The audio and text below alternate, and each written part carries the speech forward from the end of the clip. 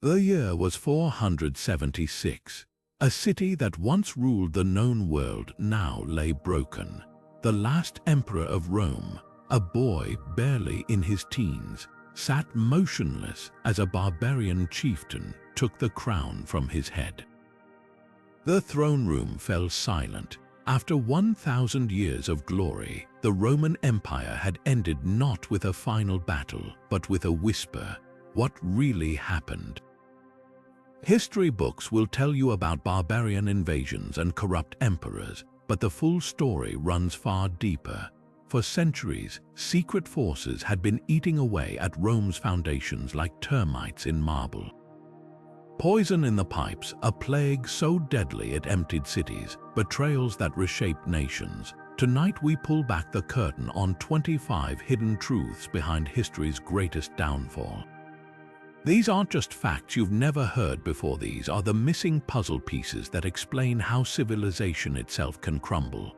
From the water that drove emperors mad to the climate disaster no one saw coming, we're about to reveal what your teachers never told you about the fall of Rome. And as each shocking piece falls into place, you'll start seeing eerie parallels to our world today. Stay with us, because by the time we reach truth number 25, you'll never look at history or the present the same way again. Now, let's peel back the first layer of Rome's hidden collapse with a theory that sounds ripped from a modern thriller. Picture this: the world's most powerful empire, brought low not by swords or spears, but by something far more insidious, its own drinking water. The lead poisoning theory suggests Rome's elites were slowly poisoning themselves, one sip at a time. At the height of Roman luxury, lead was everywhere. The aristocracy drank wine sweetened with lead syrup from lead-lined vessels, while the city's famed aqueducts channeled water through miles of lead pipes. Modern tests on Roman bones reveal shocking lead concentrations, some 10 times higher than today's safety limits. But here's where it gets chilling. Chronic lead exposure doesn't just cause physical illness. It warps the mind, memory loss, erratic behavior, even psychosis. Imagine emperors making life or death decisions while their brains were literally under chemical siege. Archaeology backs this up. Excavations of Roman plumbing show lead levels in drinking water that could have been 90 times higher than natural springs. Even their famed fish sauce, garum, was often stored in lead containers, leaching toxins into everyday meals. But the smoking gun, the Julio-Claudian dynasty.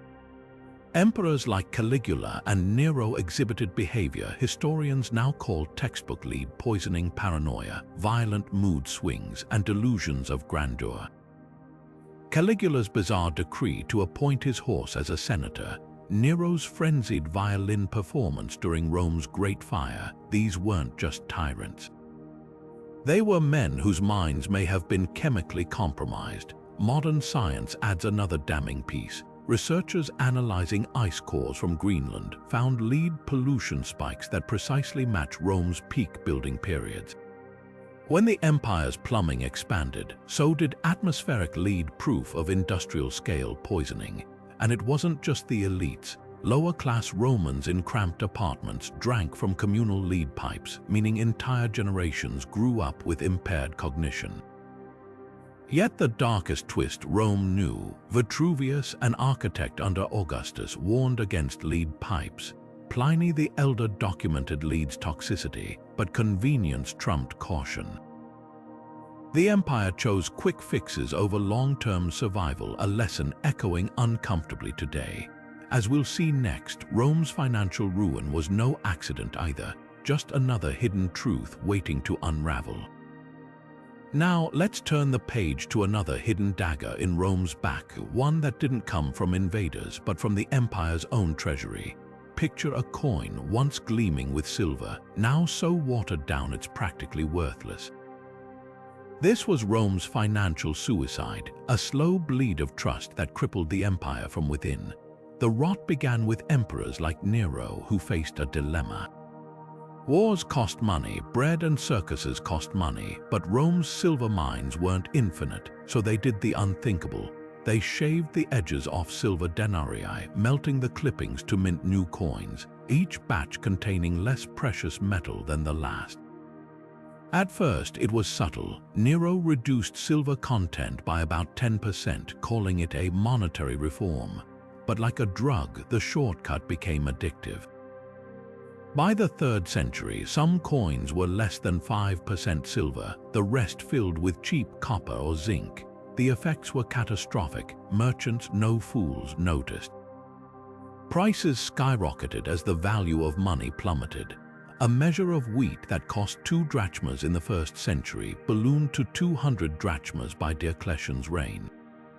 Soldiers felt the sting most. Their pay, fixed in number but shrinking in value, couldn't buy basic supplies. Imagine a legionary receiving a sack of coins for a month's service, only to find it couldn't feed his family. Mutinies spread, discipline frayed. The very army that guarded Rome began questioning why they should defend an empire that paid them in pocket change. But the real death blow was to trust. Roman coins had been the dollar of the ancient world, trusted from Britain to Babylon. Now foreign traders demanded gold or barter. Rome's economic prestige, once unshakable, crumbled like a sandcastle at high tide. Emperors tried band-aids. Diocletian issued his infamous edict on maximum prices, threatening death for merchants who overcharged. It failed spectacularly. Goods vanished from markets, traded underground instead. The lesson here is bone-chilling. Rome didn't just lose wars, it lost faith in its leaders, its currency, its very system. And as we'll soon see, when an empire's money becomes a joke, its days are numbered. Next, we'll uncover how a silent killer, deadlier than any army, delivered another brutal blow to Rome's crumbling foundations. While Rome was reeling from economic chaos, another invisible killer was already at the gates, one that didn't carry a sword but left corpses piled in the streets. Step into the 3rd century, where a horror unlike any other crept through the empire's veins. The Plague of Cyprian wasn't just a disease, it was a demographic earthquake that shattered Rome's backbone.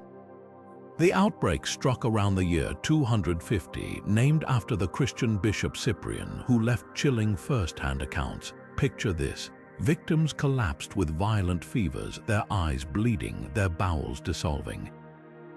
Cyprian wrote of markets empty except for the dead, of screams echoing from houses where entire families perished in days. The streets, he said, were slick with blood and waste. Contemporary historians estimate it wiped out 5,000 people daily in Rome alone. Across the empire, the death toll may have reached 5 million, a staggering blow to a population already strained by war and inflation. But the plague's true damage wasn't just in bodies. It targeted Rome's lifeblood, its workers and soldiers. Farms lay abandoned as peasants died clutching their sickles. Mines stood silent, choking off silver supplies mid-crisis. The army, already struggling with desertions, saw entire legions decimated. One Roman officer's letter survives, begging for reinforcements. "Half my men are graves," he wrote. "The rest are too weak to lift their shields." The social fabric unraveled. Some Romans blamed Christians, accusing them of angering the gods. Others turned to bizarre cures, drinking powdered emeralds or swallowing live frogs. The Emperor Claudius Gothicus reportedly died from the plague mid-campaign, leaving the throne vulnerable to yet another power grab. And as corpses piled too high to bury, mass graves became breeding grounds for secondary outbreaks, creating a cycle of death that lasted nearly 20 years. What makes this plague so pivotal is its timing. It hammered Rome during the crisis of the 3rd century, a perfect storm of invasions, civil wars, and economic collapse. With fields untended, taxes unpaid, and barracks empty, the empire's recovery became impossible. Some historians argue the Plague of Cyprian did more long-term damage than any barbarian invasion. Because while Rome could replace lost gold or lost lands, it could never replace those millions of hands that built, fought, and fed the empire. As the smoke of this disaster clears, we'll see how Rome's next fatal mistake wasn't a shortage of people, but a shortage of loyalty. The empire's reliance on hired blades would soon backfire spectacularly. Even as the empire struggled to bury its dead, another fatal weakness was taking root, one that would turn Rome's own military might against it. The legions, once the pride of citizen soldiers fighting for hearth and home, were slowly becoming a patchwork of hired swords with no love for the empire. Here's the brutal reality. Rome's manpower crisis after plagues and wars forced desperate choices. Emperors began filling the ranks with mercenaries, Goths, Huns, Franks, fighters loyal only to gold, not to Rome. At first, it seemed practical. These warriors were fierce, and their tribes were often enemies of Rome's enemies. But this short-term fix became a long-term disaster. Take the Battle of Adrianople in the year 378, a turning point in military history. Emperor Valens, desperate to crush Gothic rebellions, marched his army into Thrace. But his forces weren't the disciplined legions of old. They were a mixed band of foreign recruits, many of them Goths themselves. When the fighting began, Gothic mercenaries inside the Roman lines suddenly turned on their paymasters. Chaos erupted. Valens' army was surrounded and slaughtered. The emperor himself died in a burning farmhouse. His body never recovered. The message was clear. Mercenaries could switch sides, and they did repeatedly. By the 4th century, barbarian generals like Stilicho and Ricimer held more power than the emperors they supposedly served. They negotiated with their own people, often handing over land or titles to buy temporary loyalty. The Roman army, once a unified force, became a collection of warlords and their personal bands. But the deeper problem wasn't just betrayal, it was identity. Earlier legions fought for Rome's ideals, or at least for shared citizenship. Mercenaries had no stake in the empire's survival. If pay was late, they mutinied. If a rival offered more, they defected. And when the Huns pushed Germanic tribes westward, those same tribes, many already trained in Roman tactics, became invaders instead of defenders. The bitter irony, Rome's earlier strength came from absorbing conquered peoples as citizens. But by the late empire, barbarians were kept as outsiders even as they manned the walls. That missed opportunity for unity cost Rome dearly. Because when the crisis came, the empire didn't fall to an overwhelming foe, it crumbled from within, betrayed by the very soldiers paid to hold it together. And as we'll see next, this erosion of loyalty was just one symptom of a far deeper sickness, a half-century spiral of violence and instability that historians call the crisis of the 3rd century. Now we come to one of the most chaotic chapters in Rome's history, a 50-year freefall that nearly tore the empire apart before the final collapse. Picture this. In just 5 decades, Rome burned through over 20 emperors. Most ruled for mere months before being assassinated or overthrown. Provinces broke away, declaring their own rival empires. Barbarian tribes poured across undefended borders, and the economy, it collapsed so completely that people returned to bartering with grain and livestock because coins became worthless. This was the crisis of the 3rd century, and it left Rome's institutions hollowed out like a rotten tree. The chaos began with the assassination of Emperor Alexander Severus in the year 235. His murder sparked a power struggle that turned the throne into a revolving door. Military commanders, seeing weakness, raced to declare themselves emperor. Some, like Maximinus Thrax, were barely literate soldiers who ruled through brute force. Others, like Valerian, met humiliating ends captured by Persia and reportedly used as a footstool by King Shapur. This instability wasn't just political theater. Each coup meant new taxes to buy army loyalty, new purges of rivals, and less attention to defending the frontiers. Meanwhile, the empire fractured geographically. In Gaul, a general named Postumus carved out his own breakaway empire that lasted 15 years. In the east, the wealthy city of Palmyra became a semi-independent kingdom under Queen Zenobia. Rome's central authority was dissolving before everyone's eyes. And as legions marched inland to fight civil wars, the borders lay exposed. Germanic tribes like the Alemanni and Franks raided deep into Italy itself. The Persians sacked Antioch, one of Rome's greatest cities. For the first time in centuries, the empire was fighting for its life on multiple fronts with no clear strategy. The economic damage was catastrophic. To pay for endless wars, emperors like Gallienus slashed the silver content of coins until they were mostly copper. Prices skyrocketed. A measure of wheat that cost 15 silver coins in the year 200 now cost 120,000 by 280. Farmers abandoned land rather than pay crushing taxes. Trade routes collapsed as bandits and pirates took over.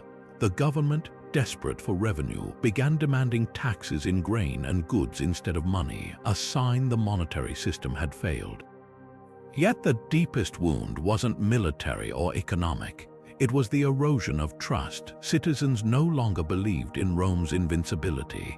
The Senate, once the heart of governance, became a rubber stamp for whichever general held the sword. Local elites started making deals with barbarian warlords instead of waiting for help from distant emperors.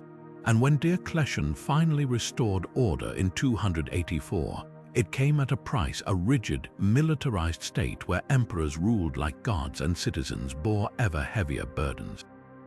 The crisis had reshaped Rome into something harder, more brittle. The empire would stagger on for another 2 centuries, but the resilience of old was gone. And as we'll see next, even nature seemed to conspire against Rome during this period, with climate shifts altering the very landscape that fed the empire. But here's something few people consider.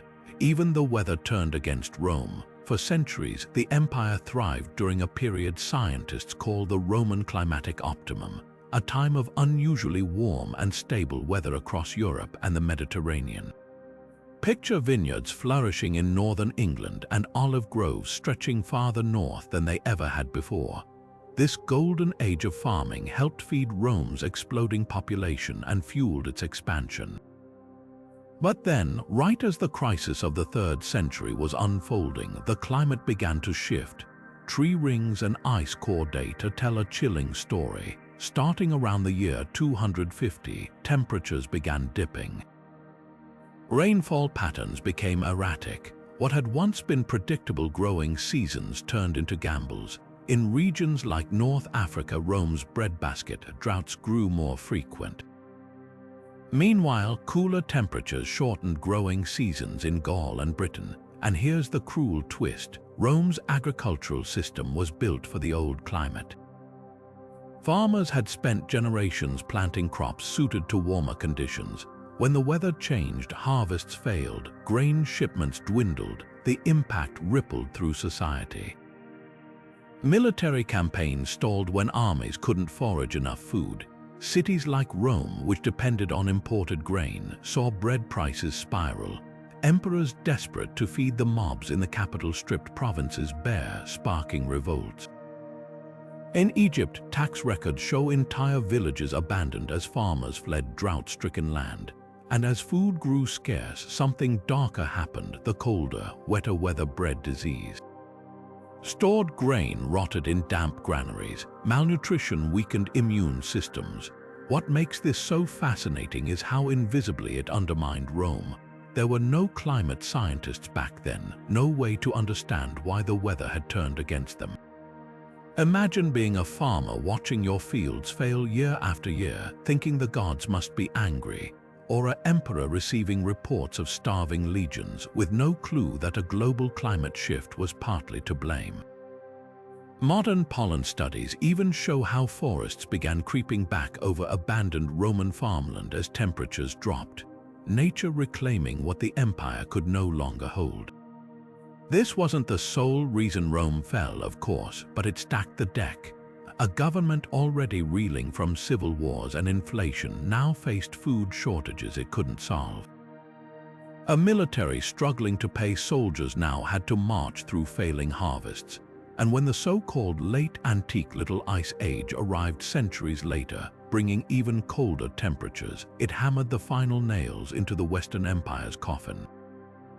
Rome's golden age of climate had ended, and with it one of her hidden lifelines. Now consider this, the same Mediterranean regions that fed Rome are today among the most vulnerable to modern climate change.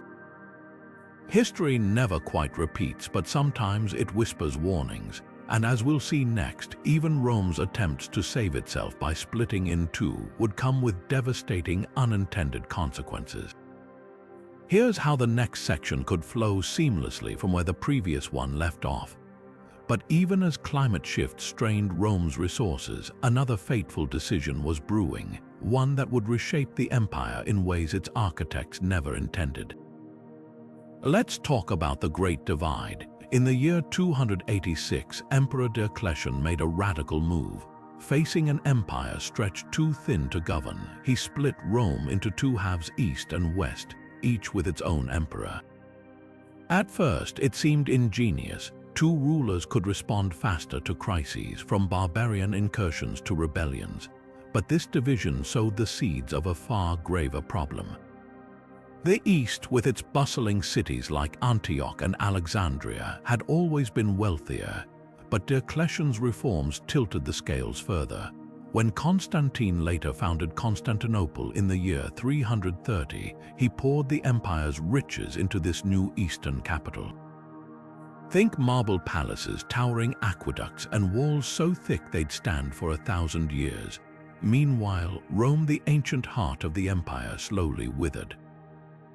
Taxes flowed eastward. Ambitious generals and bureaucrats followed the money and prestige.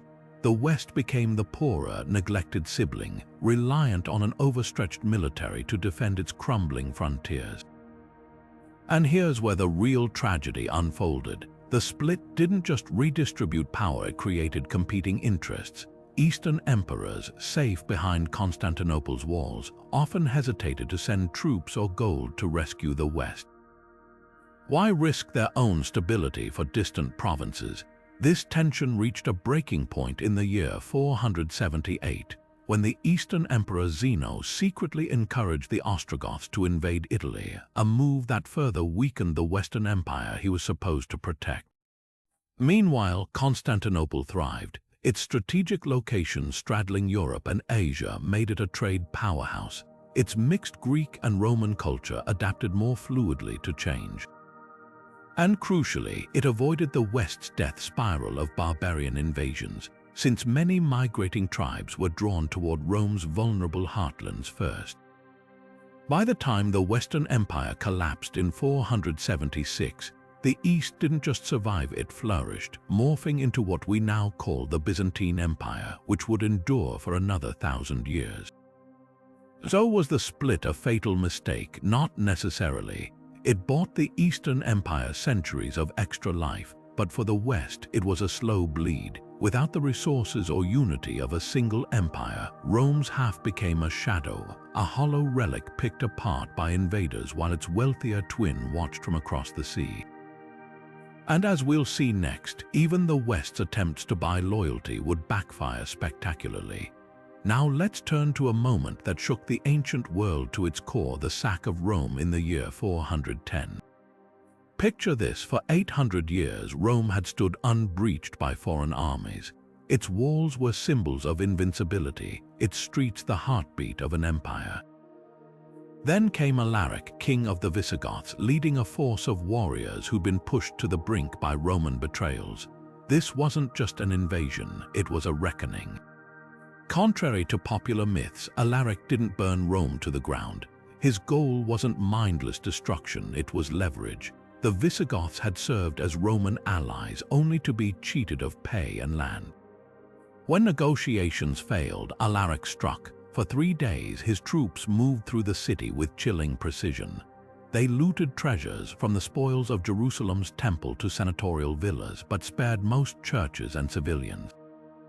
The physical damage surprisingly limited, the psychological blow unimaginable. Imagine the shockwaves. Rome's fall wasn't just a military defeat, it was the collapse of an idea. Writers like Saint Jerome described it as the end of the world. Pagans blamed Christians for abandoning traditional gods. Christians saw it as divine punishment for sin. The empire's aura of eternity had shattered, and here's the cruel twist: Rome's own policies had created Alaric. Decades of recruiting Goths as mercenaries, then mistreating them, turned potential defenders into invaders. The sack also exposed the West's vulnerability. With the empire split, the East offered no help. Constantinople's gates stayed shut as the Visigoths carved a path through Italy. And while the Eastern elite clucked about Western incompetence, they missed the larger lesson: their turn would come. But the real tragedy: this was just the beginning. Alaric died months later, his dream of a Gothic homeland unfulfilled. Rome patched its walls, but the damage to its prestige was irreversible. The sack became a template, proof that the unthinkable was possible. Within decades, the Vandals would return to plunder the city again, and this time they'd take far more than gold. They'd take hope. What's chilling is how ordinary it all seemed in hindsight. A debt unpaid, a border ignored, a king scorned. The fall of Rome wasn't a single cataclysm, it was a chain reaction of small failures, and in 410, the world heard the first link snap. And as we'll see next, another domino was already teetering: the Huns, whose fury would force even more tribes toward Rome's crumbling gates. Now, let's step into the shadows of a force so terrifying it sent entire nations fleeing toward Rome's borders: the Huns. While Alaric's sack of Rome was a devastating blow, the Huns amplified the crisis by pushing waves of desperate Germanic tribes straight into the empire's weakened defenses. Picture a storm gathering on the horizon, one that would reshape the ancient world in ways no one could have predicted. At the heart of this chaos was Attila, a leader whose name alone struck fear across continents. The Huns weren't just warriors, they were masters of psychological terror. Mounted on swift horses, they could strike with terrifying speed, disappearing before their enemies even understood what had happened. Their tactics were brutal yet calculated. Imagine arrows raining down from horseback, each shot precise, each movement orchestrated to maximize chaos. The Huns didn't just fight battles, they shattered morale before the first sword was drawn. But here's where Rome's doom deepened. As Attila's horsemen stormed through Eastern Europe, they didn't just conquer, they displaced. Entire tribes, like the Goths and Vandals, found themselves caught between the Huns' relentless advance and Rome's heavily fortified borders. With nowhere else to go, these tribes turned their desperation toward the empire, pleading for refuge. Rome, already struggling with internal decay, couldn't integrate them fast enough or fairly. Resentment festered, alliances broke, and soon these same refugees became Rome's gravediggers. The real tragedy: Rome had seen this coming. Decades earlier, the Huns had first appeared on the empire's radar as mercenaries hired to fight other barbarian groups. But by the time Attila rose to power, they were no longer hired blades, they were an existential threat. In the year 451, Attila's forces clashed with a combined Roman and Visigoth army at the Catalonian plains. It was one of the bloodiest battles in ancient history, a desperate struggle to halt the Hun advance. Though Attila was eventually turned back, the damage was done. The empire's resources were drained, its armies exhausted, and the once unshakable illusion of Roman invincibility was gone. What makes this domino effect so chilling is how preventable it might have been. Had Rome managed its relationships with border tribes more wisely, had it not treated them as disposable pawns, it might have rallied them as allies against the Huns. Instead, the empire's short-sightedness turned potential defenders into invaders. And as we'll see next, Rome's own internal rot, its corruption, its infighting would soon accelerate its fall in ways even the Huns couldn't have imagined. The lesson here is stark. Sometimes the greatest threats don't come from the outside. They're born from the cracks we ignore, the alliances we take for granted until it's too late. And for Rome, those cracks were about to widen even further. Now, let's pull back the curtain on one of Rome's most infamous power players, the Praetorian Guard.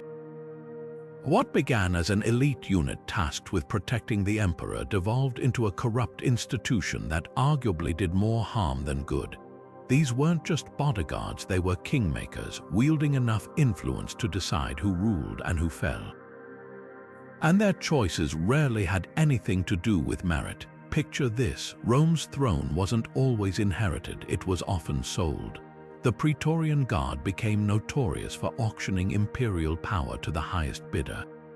In the year 193, after assassinating Emperor Pertinax, the guards literally put the empire up for sale.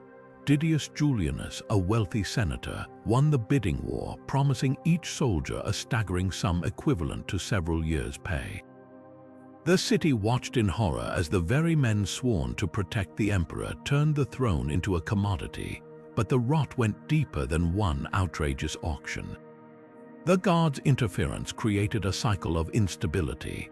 Emperors knew their survival depended on keeping these soldiers happy, so they lavished them with bribes and bonuses.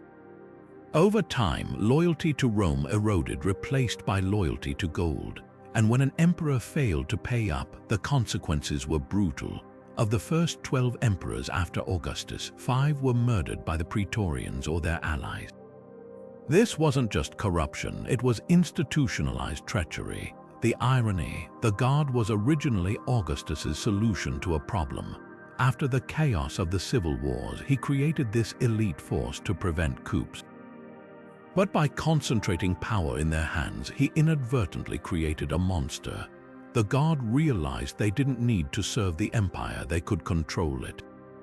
And with every successful intervention, their audacity grew. Consider the reign of Caligula. Though paranoid about threats, he overlooked the danger within his own palace. The Praetorians, who swore oaths to protect him, instead stabbed him to death in a corridor, then installed his uncle Claudius as emperor, not because he was the best candidate, but because he promised them a hefty bonus. Such betrayals became routine, leaving Rome in a perpetual state of uncertainty. By the 3rd century, the Praetorian Guard's greed had helped fuel the crisis of the 3rd century, 50 years of civil wars and rapid turnover in leadership. Their actions set a precedent. Military force, not law or tradition, decided who ruled, and once that precedent was set, it became impossible to unset. The Guard's corruption didn't just weaken individual emperors, it undermined the very idea of stable governance. What makes this story so unsettling is how preventable it was. Had Rome reigned in the Guard's power early or tied their rewards to service rather than betrayal, history might have unfolded differently. Instead, their unchecked influence became yet another crack in the empire's foundation, one that future rulers, even Diocletian, couldn't fully repair. And as we'll see next, Rome's struggles with faith and identity would introduce yet another layer of tension, one that would pit tradition against transformation in ways no one could have predicted. Now, let's turn the page to one of history's most heated debates. Did the rise of Christianity weaken Rome's military backbone, or was it simply a convenient scapegoat for deeper problems? The question has divided historians for centuries, and the answer isn't as straightforward as you might think. On one side, critics argued that Christian teachings of peace and turning the other cheek clashed with Rome's warrior ethos. The empire was built on conquest, discipline, and loyalty to the state values that seemed at odds with a faith that prioritized spiritual salvation over earthly glory. Some emperors, like Diocletian, saw Christianity as a direct threat, launching brutal persecutions in the early 4th century to stamp out what they viewed as a corrosive influence. After all, how could an empire defend its borders if its soldiers were more concerned with heaven than the battlefield? But here's where the story gets complicated. By the time Christianity gained prominence under Constantine in the early 300s, Rome's military decline was already underway. The crisis of the 3rd century had left the empire battered, and many of the so-called traditional values were already eroding. Blaming Christianity alone ignores the fact that corruption, economic collapse, and external invasions were wreaking havoc long before the faith became dominant. What's often overlooked is how Christianity adapted to Rome's needs. Far from being purely pacifist, many church leaders like Saint Augustine later justified just wars to defend the faith and the empire. Soldiers could be both devout Christians and fierce fighters, a duality the Eastern Roman Empire, or Byzantium, would later master. In fact, some historians argue that Christianity provided a unifying moral framework during Rome's chaotic later years, offering stability where the old pagan traditions had failed. Yet the backlash against Christians wasn't just about military readiness. Traditionalists resented how the new faith challenged the old gods, who were seen as protectors of Rome's destiny. When the Visigoths sacked Rome in 410, many pointed fingers at the Christians, accusing them of abandoning the ancient rites that had supposedly kept the city safe for centuries. Never mind that the empire's borders had been crumbling for decades, it was easier to blame a religious minority than confront systemic failures. The truth likely lies somewhere in between. Christianity didn't single-handedly dismantle Rome's military spirit, but its rise did signal a profound cultural shift. The empire was no longer the unchallenged center of its citizens' loyalty. God and the church now competed for allegiance. In that sense, the debate isn't just about swords and shields. It's about how identity and belief shape the fate of civilizations. And as we'll soon see, Rome's next challenge wasn't just ideological, it was economic. The empire's addiction to bread and circuses would reveal yet another hidden crack in its foundation, one that no amount of faith or force could easily repair. But let's peer behind the grandeur of Rome's golden age to uncover a darker reality, one where free bread and brutal games masked a crumbling foundation. The phrase bread and circuses wasn't just a catchy saying. It was a calculated strategy to keep the masses docile while the empire's problems festered unseen. At its height, Rome was a city of over 1 million people, and keeping them fed was no small feat. Emperors like Augustus and Trajan established the annona, a grain dole that provided free wheat to hundreds of thousands of citizens. On the surface, it seemed benevolent, a way to prevent famine and maintain social order. But dig deeper, and you'll find a system that prioritized short-term stability over long-term survival. The grain dole wasn't charity, it was a political tool. By the 1st century, emperors knew that a hungry populace was a rebellious one, and keeping the people fed meant keeping them quiet. Meanwhile, the state spent fortunes importing grain from Egypt and North Africa, leaving critical infrastructure like roads and aqueducts underfunded. Then there were the circuses, the gladiatorial games, chariot races, and theatrical spectacles that dominated Roman life. The Colosseum alone could hold 50,000 spectators, and events there were free to the public. Why? Because entertainment was another lever of control. The poet Juvenal famously mocked how the common people had traded their political power for bread and circuses, content to let the elite rule as long as they were fed and amused. And it worked. While the crowds cheered for their favorite gladiators or bet on chariot teams, they paid little attention to corruption in the Senate or the slow erosion of their freedoms. The cost of this system was staggering. By the 3rd century, nearly 1/3 of Rome's budget went to the grain dole and public games. Taxes skyrocketed to fund these entitlements, driving small farmers off their land and into the cities where they swelled the ranks of the dependent poor. Worse yet, the empire's reliance on imported grain left it vulnerable. When the Vandals seized North Africa in 439, Rome lost its breadbasket, and with it the ability to feed its people. The very system designed to prevent unrest now accelerated collapse. Yet the most damning legacy of bread and circuses wasn't economic, it was psychological. Over generations, Romans grew accustomed to expecting everything from the state. Initiative eroded, civic duty withered. Why worry about barbarians at the gates when the next games were just days away? Historians often cite Rome's military defeats or political corruption as keys to its fall, but the quiet surrender of personal responsibility among its citizens may have been just as fatal. As we'll see next, even the land itself turned against Rome. Soil exhaustion and failing farms would reveal yet another hidden weakness, one that no amount of free grain or spectacle could fix. Now let's turn our attention to the very ground beneath Rome's feet, the land that once fed an empire but eventually betrayed it.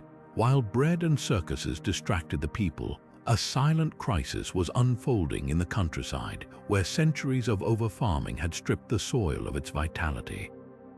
Italy, once the fertile heartland of Rome, began to wither, and with it, the empire's ability to sustain itself. The Romans were master farmers, but their success contained the seeds of their downfall. For generations, they practiced intensive agriculture, planting the same crops, wheat, barley, and legumes year after year without giving the soil time to recover. Unlike earlier civilizations that understood the value of crop rotation, Roman farmers often prioritized short-term yields over long-term sustainability. The result, nutrient-depleted earth that produced weaker harvests with each passing season. By the 2nd century, even the most fertile regions of Italy were showing signs of exhaustion. Compounding the problem was the widespread use of slave labor on large estates known as latifundia. Wealthy landowners, obsessed with maximizing profits, overworked both the soil and the enslaved people who tended it. With no incentive to invest in sustainable practices, these estates became symbols of short-sighted exploitation. Ancient writers like Pliny the Elder warned of the dangers, noting how once abundant fields now yielded more dust than grain. But their warnings went unheeded. As Italy's farms declined, Rome grew increasingly dependent on grain imports from provinces like Egypt, North Africa, and Sicily. At first, this seemed like a smart solution: outsource food production to regions with richer soil. But it created a dangerous vulnerability. When political instability or invasion disrupted supply lines, as happened during the Vandal conquest of North Africa, Rome faced immediate shortages. The empire's logistical networks, stretched thin by centuries of expansion, couldn't always compensate. The environmental toll went beyond just soil exhaustion. Deforestation, another consequence of Rome's insatiable demand for resources, worsened the crisis. Trees were cut down for fuel, construction, and to clear land for farming, leading to erosion that further degraded the soil. Rivers silted up, and once reliable water sources became unpredictable. Even the climate played a role. Studies suggest that a gradual cooling trend in the late Empire, known as the Late Antique Little Ice Age, reduced agricultural output at the worst possible time. What makes this hidden truth so tragic is that the Romans knew how to farm sustainably. Earlier practices like crop rotation and fallow periods had preserved soil health for generations. But in their relentless pursuit of growth, they abandoned these methods, trading long-term resilience for immediate gains. By the time they realized their mistake, it was too late. The land that had built Rome now hastened its fall, a stark reminder that even the mightiest empires are at the mercy of the earth beneath them. And as we'll see next, this environmental reckoning wasn't isolated. The loss of naval supremacy would cut off Rome's lifelines at sea, leaving the empire starved and stranded in its final days. Now let's pivot to a critical turning point, one that struck at the heart of Rome's survival. The year was 439, and the Vandals, a Germanic tribe once dismissed as mere raiders, dealt a blow that would leave the Western Empire gasping for breath. Their conquest of North Africa wasn't just another territorial loss, it was a chokehold on Rome's lifeline. North Africa had long been the breadbasket of the empire. Provinces like Carthage and Numidia supplied vast quantities of grain, olive oil, and other staples that fed Rome's massive population.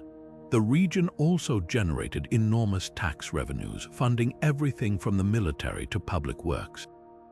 Losing it wasn't just inconvenient, it was catastrophic. The Vandals, under their cunning king Genseric, recognized this vulnerability. In 429, they crossed from Spain into North Africa, and over the next decade, they methodically carved out a kingdom of their own. By 439, they had seized Carthage, the administrative and economic hub of Roman Africa. Rome's response was shockingly feeble. The Western Empire, already weakened by internal strife and barbarian pressures, couldn't muster an effective counterattack. Emperors like Valentinian III made half-hearted attempts to negotiate or reclaim the territory, but their efforts were undermined by political infighting and a crippling lack of resources. Meanwhile, the Vandals didn't just occupy the land, they weaponized it. Genseric's fleet began raiding Sicily and Italy itself, cutting off remaining supply routes and squeezing Rome's already strained food reserves.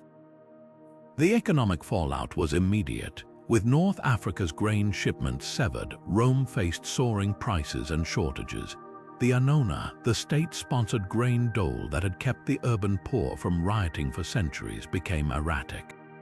Hunger bred discontent, and discontent bred instability.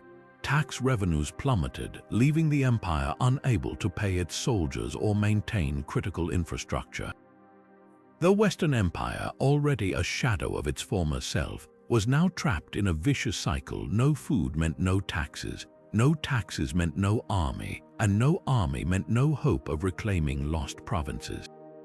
But the Vandals' impact went deeper than just economics. Their conquest shattered the illusion of Roman invincibility. Here was a so-called barbarian kingdom, thriving on what had once been the empire's most lucrative territory. The psychological blow was as devastating as the material one. For centuries, Rome had absorbed or crushed its enemies. Now it was the one being outmaneuvered. The loss of North Africa also exposed the empire's fatal over-reliance on a single region. Like a table with one wobbly leg, Rome's entire system teetered when that support was kicked away. No contingency plan could compensate for such a systemic failure. And as we'll see next, this vulnerability at sea would only grow worse, because without a navy to protect its lifelines, Rome's fate was already sealed. Shifting our focus to another hidden fracture in Rome's foundation, we come to a system so deeply embedded in its economy that its collapse was inevitable: slavery. Rome's reliance on enslaved labor wasn't just a moral failing. It was a structural weakness that choked innovation, fueled rebellion, and left the empire dangerously stagnant. Imagine an economy where a third of the population, some estimates suggest as many as 1 in 3 people, were enslaved. From mines to farms, households to workshops, slaves were the invisible engine of Rome's prosperity. But this dependence came at a cost. Why invent labor-saving tools when you could just throw more enslaved workers at a problem? The abundance of cheap human labor stifled technological progress. While the Greeks had pioneered early steam engines and gear systems, Rome's elite saw little need for such innovations. The result, an economy frozen in time, incapable of adapting when crises hit.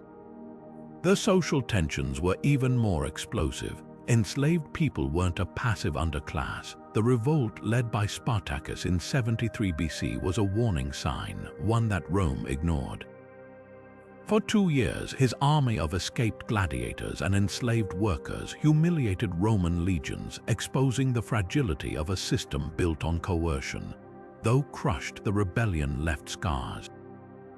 Future emperors lived in fear of uprisings, diverting resources to maintain control rather than invest in growth. And then there was the paradox of privilege.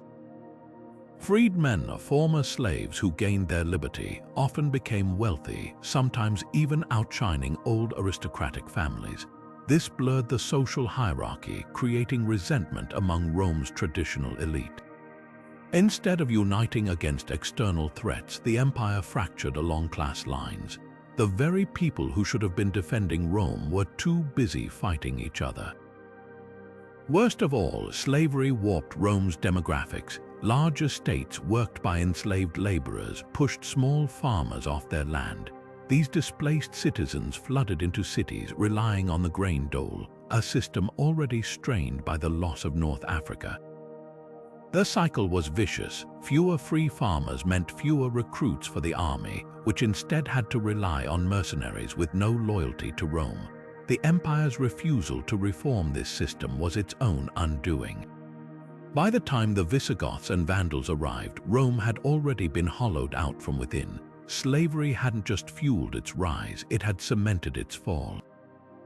And as we'll see next, this rigidity extended beyond economics, poisoning Rome's ability to integrate the very people who might have saved it. Now let's turn to one of Rome's most tragic missed opportunities, the failure to assimilate the very barbarians who could have saved the empire. Early Rome thrived because it knew how to turn enemies into allies. Conquered peoples were often granted citizenship, swelling Rome's ranks with loyal soldiers and taxpayers. But by the 4th century, that open-door policy had slammed shut, and the consequences were catastrophic. Picture this: Germanic tribes like the Goths and Vandals weren't mindless invaders. Many desperately wanted to join Rome, seeking protection from the terrifying Huns. In 376, the Goths begged Emperor Valens to let them settle peacefully south of the Danube in exchange for military service. But instead of embracing them, Rome exploited their desperation. Corrupt officials sold the starving Goths dog meat at extortionate prices. When a Gothic leader protested, he was assassinated. The result, the Battle of Adrianople in 378, where Gothic rebels annihilated Valens and 2/3 of the Eastern Roman army. Compare that to Rome's Golden Age. The Republic once granted full citizenship to entire Italian cities after the Social War in the 1st century BC. Even freed slaves could rise to prominence, like the wealthy freedman Narcissus, who advised Emperor Claudius. This inclusive spirit built an empire where diverse peoples felt invested in Rome's success. But later emperors clung to outdated prejudices. Theodosius I let some Goths serve as allied troops but barred them from high military ranks, stoking resentment. When the brilliant Gothic general Stilicho saved Italy from invaders in the early 5th century, jealous Roman nobles falsely accused him of treason and had him executed. His Gothic troops defected en masse to the rebel Alaric, paving the way for the sack of Rome in 410. The worst irony, many so-called barbarians admired Roman culture.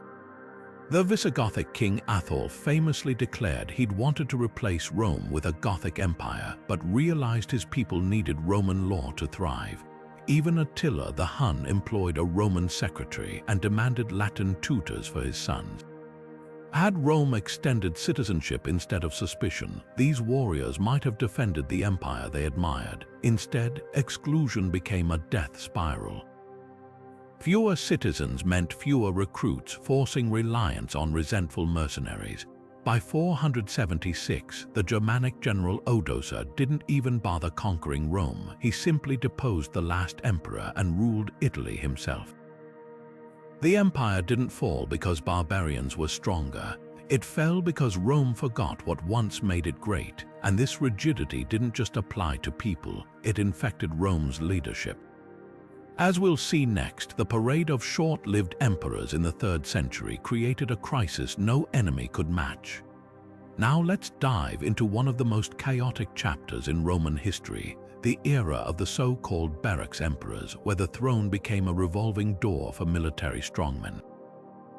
Imagine a 50-year stretch where Rome burned through 26 emperors, nearly all of them rising to power through violence and dying the same way. This wasn't just instability, it was a death spiral where every coup left the empire weaker and more divided. The cycle began in the year 235, when Emperor Alexander Severus was murdered by his own troops for negotiating with Germanic tribes instead of fighting them. His killer, a Thracian general named Maximinus Thrax, set the tone for what followed, rule by raw military force. Maximinus himself lasted only 3 years before his own soldiers turned on him. And so it went, emperor after emperor, with the average reign lasting barely 2 years. Some, like Gordian III, were mere children propped up by scheming advisors. Others, like Philip the Arab, lasted just long enough to celebrate Rome's 1000th anniversary before being toppled. The real tragedy wasn't just the bloodshed, but the paralysis it caused. With emperors constantly looking over their shoulders, long-term planning became impossible. Take infrastructure. While early emperors like Augustus built aqueducts that lasted centuries, the barracks emperors barely maintained roads, let alone built new ones. Military strategy suffered even more. Emperor Valerian's disastrous campaign against Persia in 260, where he was captured and allegedly used as a footstool by King Shapur, showed what happened when leaders were chosen for brute strength rather than tactical skill. Even attempts at stability backfired. In 268, Emperor Claudius Gothicus briefly reversed the decline by crushing Gothic invaders, only to die of plague within 2 years. His successor Aurelian reunified the fractured empire, earning the title Restorer of the World, only to be murdered by officers who feared he'd punish them for corruption. The bitter punchline: the conspirators themselves were killed days later by troops loyal to Aurelian, leaving no one in charge. This chaos had a chilling effect on governance. Senators stopped risking their necks in public service, leaving administration to greedy military cronies. Provinces broke away, like the Gallic Empire in the west and Palmyra in the east, further draining Rome's resources. By the time Diocletian took power in 284, the empire was so fractured that his famous reforms dividing it into east and west were less a solution than a surrender to reality. The barracks emperors proved a harsh truth: an empire can survive external threats but internal rot, especially the kind where every leader fears his own shadow, is fatal.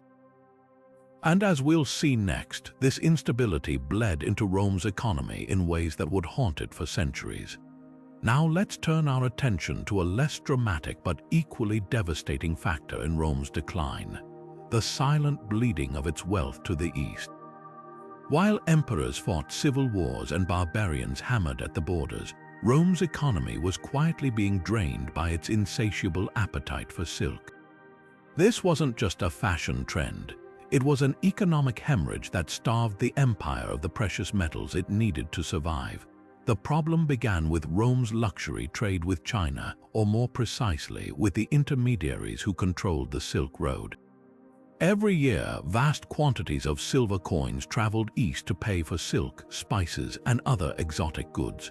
The Roman naturalist Pliny the Elder estimated that over 100 million sesterces, roughly 10% of the imperial budget, flowed out of the empire annually just for silk. To put that in perspective, that's enough to pay 50,000 legionaries for a full year. And here's the catch: China had little interest in Rome's goods in return. They wanted hard currency, silver and gold. This one-way trade created a staggering imbalance. Archaeologists have found hordes of Roman coins as far away as Vietnam, but almost no Chinese coins in Roman territory. The consequences were brutal. As bullion reserves dwindled, emperors resorted to debasing the currency, mixing cheap metals into silver coins to stretch their supply. Nero started the practice in the 1st century, but by the 3rd century, some silver coins contained less than 5% actual silver. Imagine your paycheck suddenly being worth a fraction of its former value. That's what happened to Roman soldiers and citizens, fueling inflation and eroding trust in the entire economic system. The silk drain also exposed Rome's lack of industrial innovation. While the Chinese guarded their silk-making secrets, Rome never developed a competitive luxury industry of its own. When the Emperor Justinian later sent monks to smuggle silkworms out of China in the 6th century, it was already too late for the Western Empire. The damage was done. Perhaps most ironically, the silk trade undermined the very armies meant to protect Rome. With less silver to pay troops, emperors offered land or food instead, weakening professional soldiers' loyalty. By the 4th century, many Roman units were essentially freelance mercenaries, fighting for whoever paid them, often with plundered goods rather than proper wages. This hidden economic leak shows how Rome's fall wasn't just about barbarians or bad emperors. It was about a system that prioritized short-term luxuries over long-term stability, a warning from history about the dangers of trade imbalances and financial neglect. And as we'll see next, these economic cracks would widen into canyons during Rome's final century. But let's step onto the blood-soaked banks of the Frigidus River, where Rome's fate took another dark turn. The year was 394, and the empire was tearing itself apart, not from barbarian invasions this time, but from a civil war that would fatally weaken the West. On one side stood Emperor Theodosius I, ruler of the Eastern Empire, and on the other, the usurper Eugenius, backed by the Western army's elite. What unfolded wasn't just a battle for power, it was a slaughter that left Rome's defenses in ruins. Theodosius, a devout Christian, saw Eugenius's rebellion as more than a political threat. Eugenius had courted pagan senators and revived old rituals, making this a clash of ideologies. When the two armies met in the Julian Alps, the fighting was brutal. Theodosius's forces, reinforced by Gothic mercenaries, launched a frontal assault and were decimated. Ancient sources claim the Goths bore the worst of it, with some 10,000 falling in a single day. But then, something extraordinary happened. A sudden alpine wind, later called the Bora, roared down the mountains, hurling Eugenius's troops into chaos. Theodosius's men, fighting with the wind at their backs, turned the tide. Eugenius was captured and beheaded, his head paraded on a pike. Victory came at a catastrophic cost.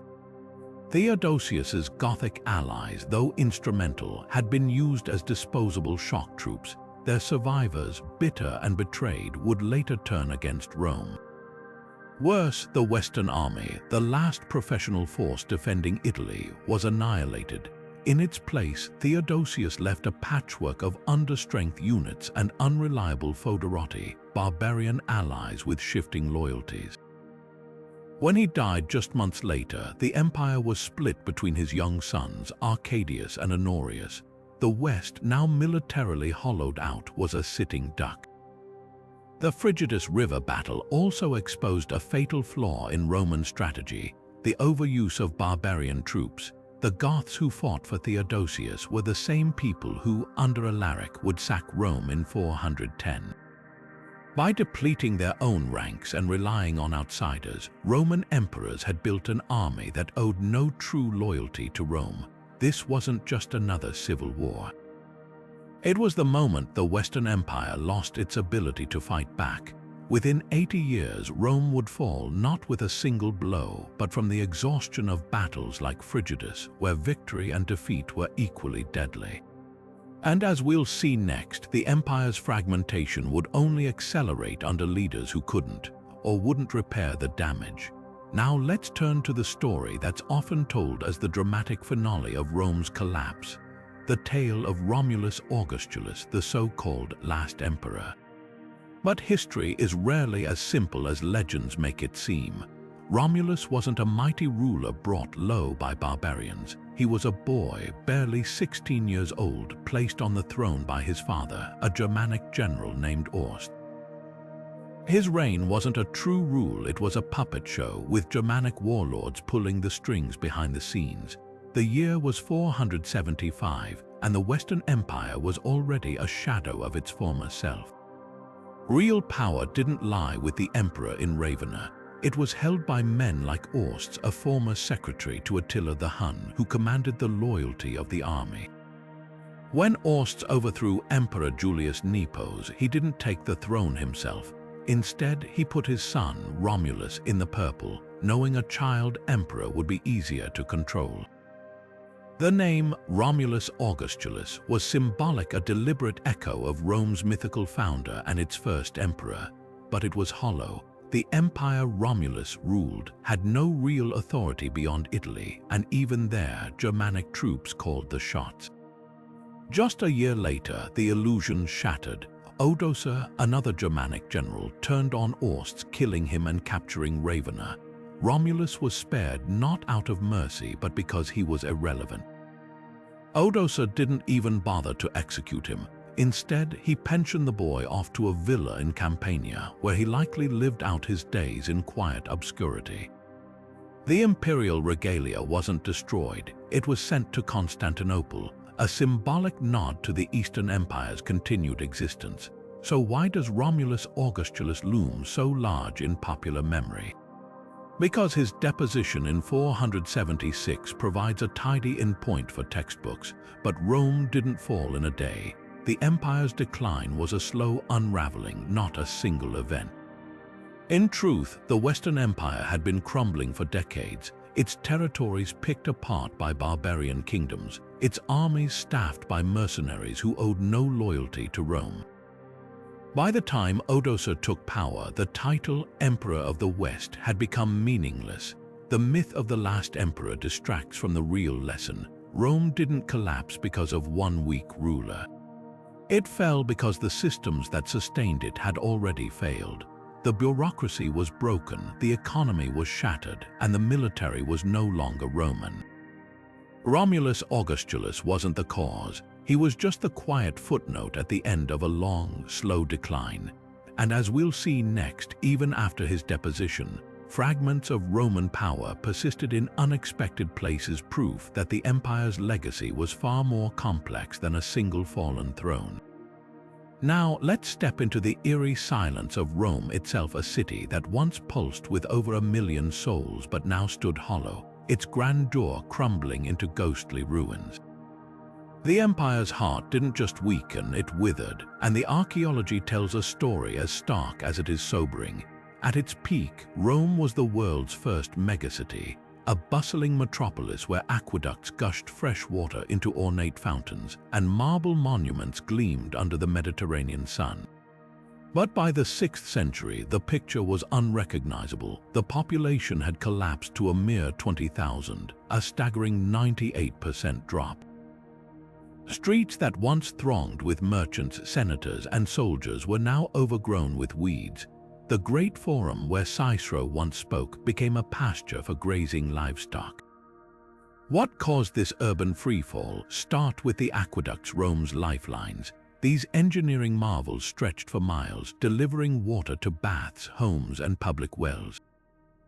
But as the empire's coffers emptied, maintenance stopped. Invaders like the Goths deliberately severed the channels during sieges, and without repairs, disease spread through stagnant water. Lead pipes, once a symbol of luxury, now poisoned the dwindling population. The Cloaca Maxima, the mighty sewer that had kept the city clean for centuries, choked on debris, turning neighborhoods into swamps.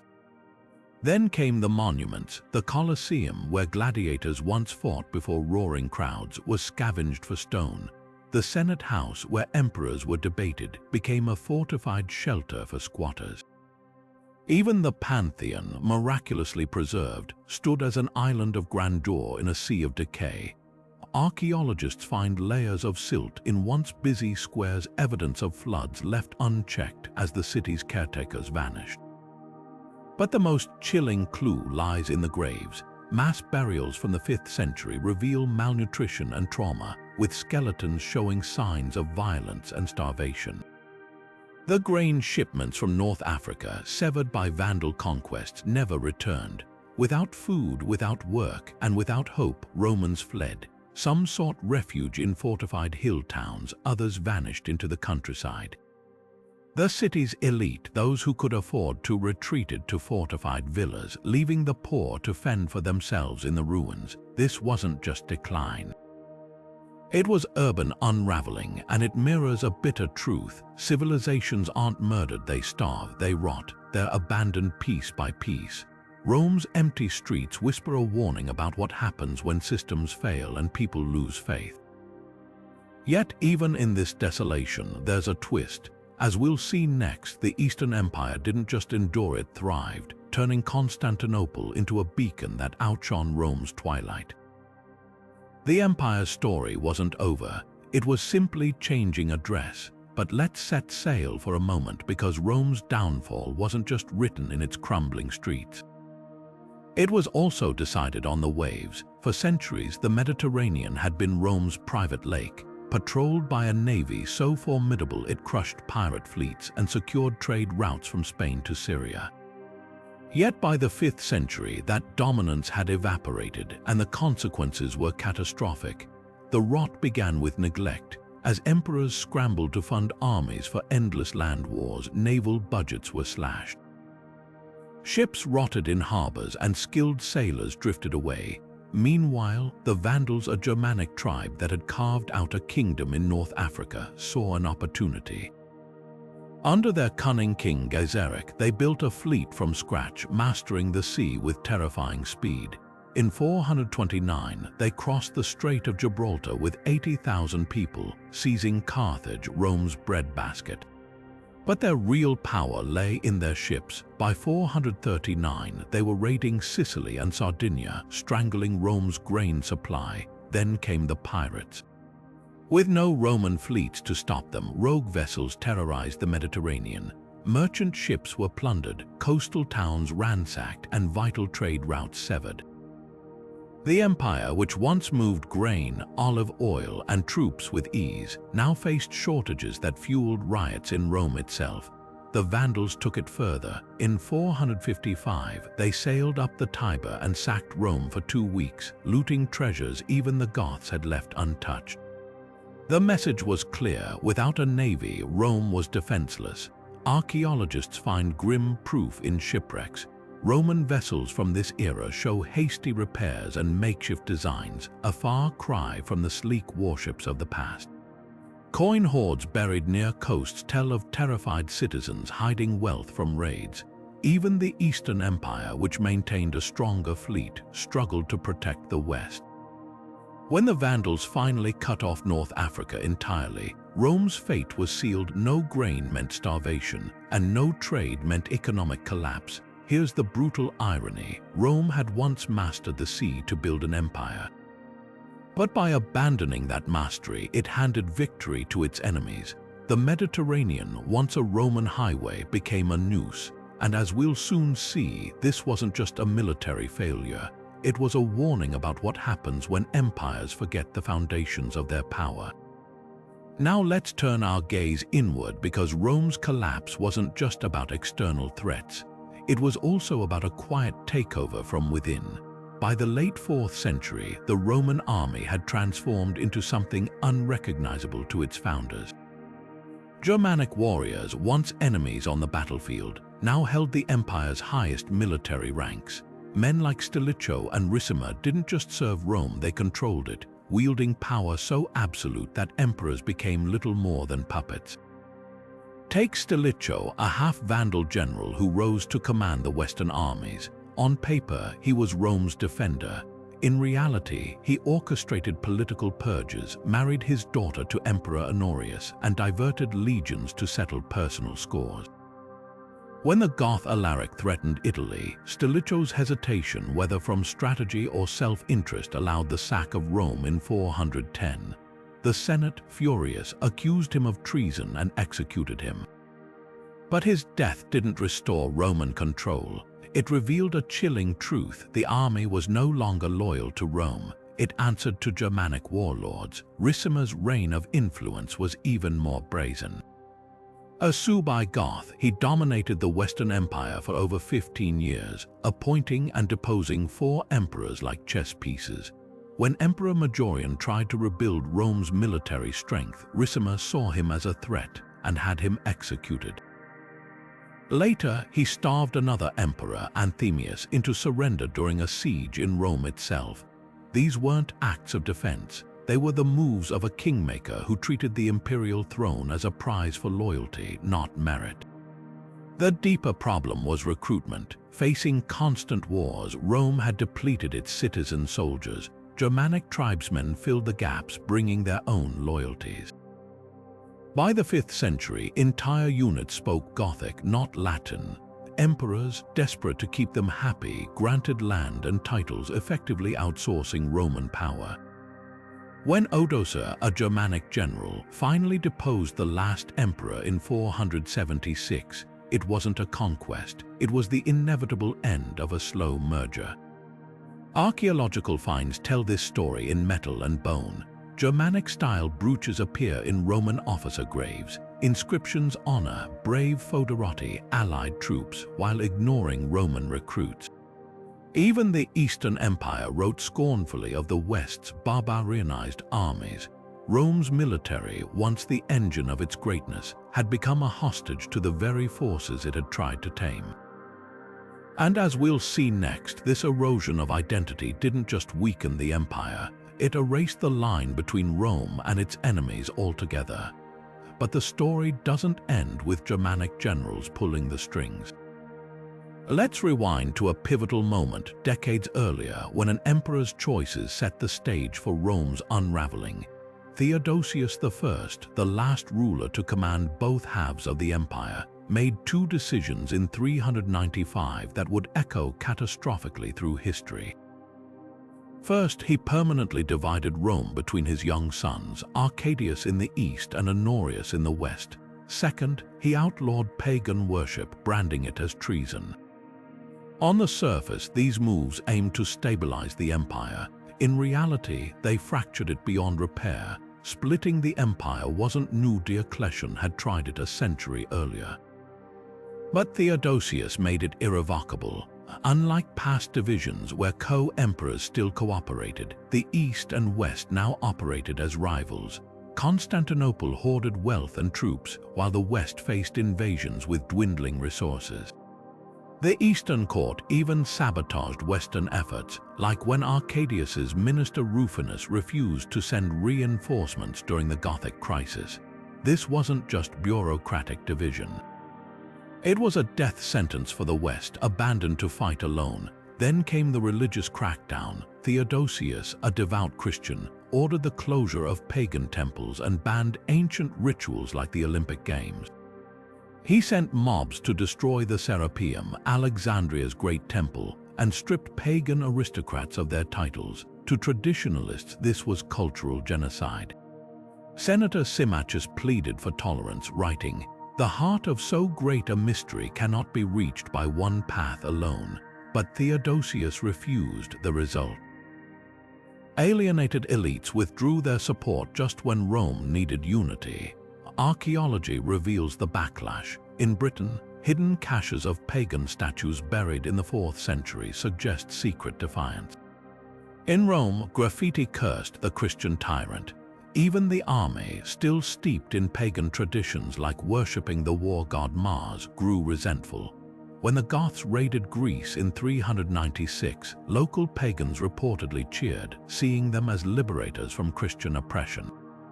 Theodosius's legacy was a paradox. He united the empire under one religion but divided it politically. He crushed paganism but radicalized its followers. And by splitting Rome permanently, he ensured the East would survive as Byzantium while the West collapsed.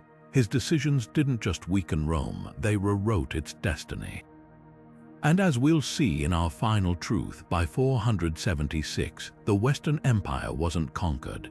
It simply faded away, a ghost of what Theodosius had fractured. But here's what most history books get wrong. The year 476 wasn't a dramatic explosion. It was the last whisper of a fading breath.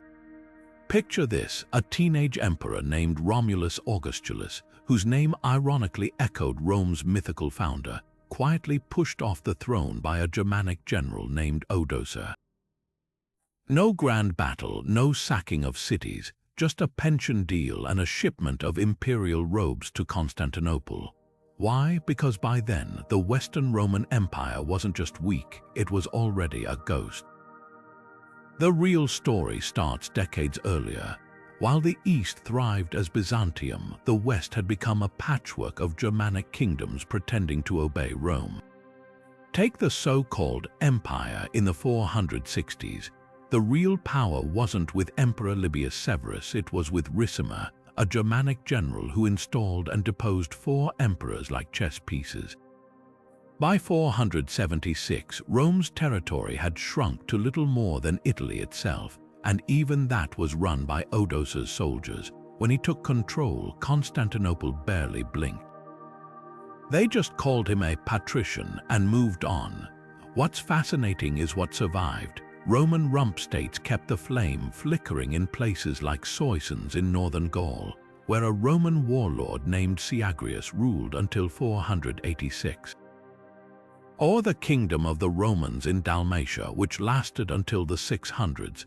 Even in Italy, Odoacer kept the Senate functioning and minted coins with the Eastern Emperor's face. This wasn't annihilation, it was transformation. The bureaucracy, the roads, the Latin language, they all outlived the empire that built them. Archaeology proves it. In Ravenna, Odoacer's capital, workers kept maintaining aqueducts and theaters. In Rome, consuls still dated documents the old way until 534. The real shift wasn't political but cultural. Over time, Germanic kings stopped pretending to answer to emperors and became kings outright. The irony. They often admired Roman traditions more than the later Byzantines did. Theodoric the Great, who replaced Odoacer, copied Roman laws and repaired the Colosseum. So why do we fixate on 476? Because it's a clean ending for textbooks, but the truth is messier and more human. The Western Empire didn't fall. It unraveled thread by thread until one day people simply stopped pretending the old fabric was whole. And that's the hidden lesson here. Collapses aren't always earthquakes. Sometimes they're erosion so slow you don't notice until the ground's already gone. Now, stepping back to see the full picture, let's connect these hidden truths like pieces of a grand puzzle. Rome's fall wasn't caused by a single disaster but by a web of interconnected failures.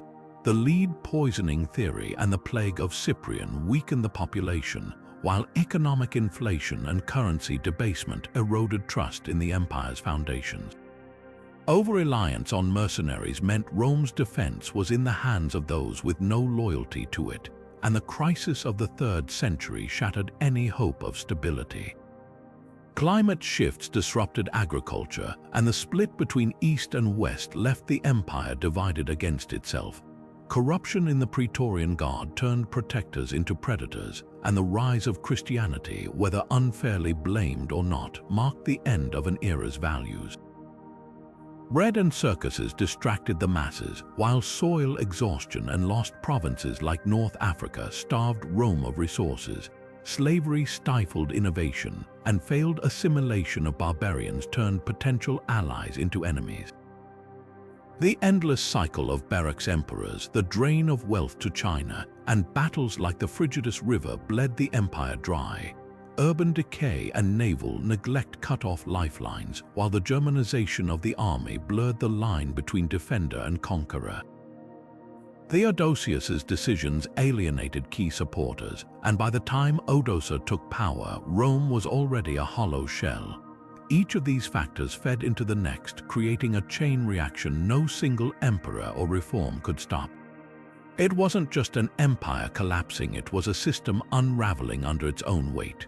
The roads, the laws, even the language survived, but the idea of Rome as a unified force faded into history.